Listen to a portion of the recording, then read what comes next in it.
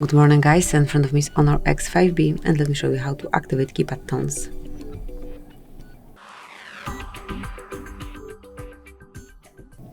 So at first open the settings, then find and select sounds and vibration, scroll down, enroll more settings and click on keypad tones.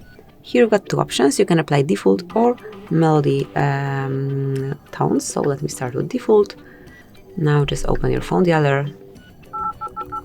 And as you can hear, it's active. Then let's apply melody, which is actually my fav. Open it here and now.